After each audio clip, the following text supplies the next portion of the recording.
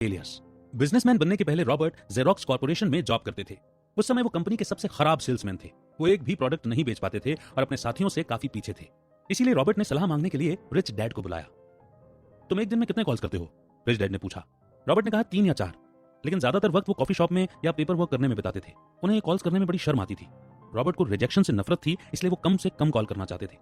Rich dad ने कहा, पूरी दुनिया में एक भी इंसान ऐसा नहीं है जो रिजेक्ट होना पसंद करता है। बस कुछ गिने चुने लोग ही हैं जो अपने डर को दूर करके ऐसे कॉल्स करने में बेहतर हो जाते हैं। फेलियर को रोकने के लिए आपको जल्द से जल्द फेल होने की जरूरत है। जी हाँ, आपने बिल्कुल ठीक सुना। जितनी जल्दी आप फेल होंगे उतनी ही तेजी से आप अपनी गलतियों से सीखेंगे। और अगर आप ऐसा नहीं कर सकते तो आप पीछे भी हट सकते हैं, लेकिन इससे आप सिर्फ एक लूजर बनके रह जाएंगे। रिच डैड ने सलाह दी कि रॉबर्ट को एक नाइट शिफ्ट में एक अलग सेल्स जॉब ले लेनी चाहिए। उन्होंने ऐसा इसलिए कहा ताकि रॉबर्ट जल्द से जल्द फेल हो सके। लेकिन रिच डैड की बात सुनकर रॉबर्ट शिकायत करने लगे। उन्होंने कहा कि वो रात में काम नहीं करना चाहते, इसके बजाय वो नाइट क्लब में पार्टी और एंजॉय करना चाहते थे। रिच डैड ने पूछा, तुम होती है प्रोडक्ट बेचना। सेल्स के बिना कोई बिजनेस टिक नहीं सकता। अगर आप एक प्रोडक्ट भी नहीं बेच सकते तब आपके लिए एक एम्प्लॉय का रोल ही परफेक्ट है। इसलिए रॉबर्ट ने फिर से कोशिश की, लेकिन लोगों ने उन्हें फिर रिजेक्ट कर दिया।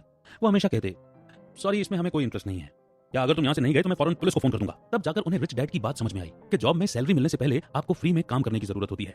इसीलिए रॉबर्ट ने चैरिटी के काम के लिए अपना नाम आगे किया। इस काम में उन्हें लोगों को कॉल करके पूछना था कि क्या वो कुछ पैसे दान करना चाहते थे। रॉबर्ट जेरोक्स में अपना जॉब खत्म कर शाम को 7 से 9 ये काम करने लगे और सच में बहुत तेजी से फेल हुए। अब दिन में 3 या 4 कॉल के बजाय रॉबर्ट 20 कॉल कर रहे थे। उन्हें बार बार रिजेक्ट किया गया और वो इस फेलियर को बेहतर ढंग से हैंडल करना सीख रहे थे।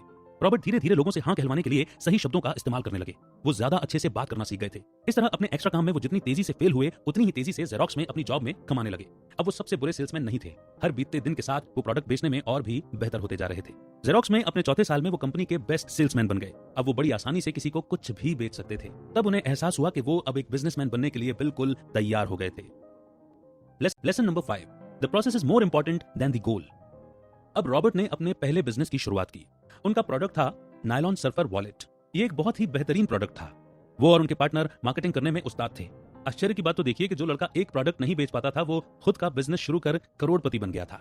वो यंग थे और अपनी सक्सेस देखकर उनका सिर 7वें आसमान पर पहुंच गया था। अपने पैसों से उन्होंने रेसिंग कार खरीदी, पूरी रात पार्टी करते रहे, लेकिन कुछ समय बाद उनका बिजनेस खराब होने लगा। अपने बिजनेस में उन्होंने प्रोडक्ट और कम्युनिकेशन फैक्टर को ठीक से अप्लाई किया था, लेकिन कैश फ्लो, सिस्टम और लीगल में मात खा गए। जब बिजनेस बढ़ने लगा तो रॉबर्ट और उनके पार्टनर इन 3 फैक्टर को संभाल नहीं पाए।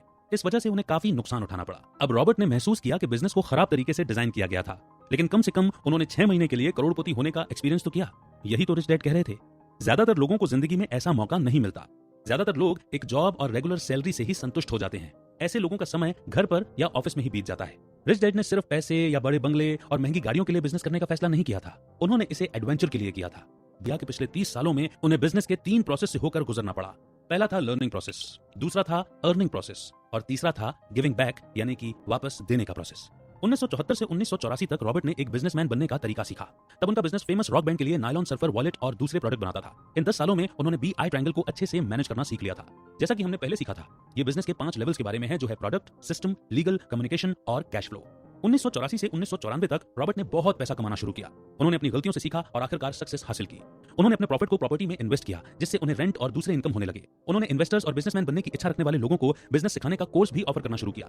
1994 से 2004 तक रॉबर्ट ने फैसला किया कि अब तक उन्होंने जितना भी कमाया है उसके बदले उन्हें भी कुछ करना चाहिए, यानी गिविंग बैक। उन्होंने लाखों कमा लिए थे। अब वो ज्यादा से ज्यादा लोगों को सिखाना चाहते थे कि वो भी बिजनेस में कैसे सक्सेसफुल हो सकते हैं। इसके लिए उन्होंने रिच डैड कंपनी बनाई। रॉबर्ट ने खुद से पूछा कि मैं ज्यादा लोगों की मदद और सेवा कैसे कर सकता हूँ। रॉबर्ट को सफलता के शिखर पर पहुंचने में 30 साल लगे। तो बताइए, हम में से कितने लोग इस प्रोसेस से गुजरने के लिए तैयार हैं?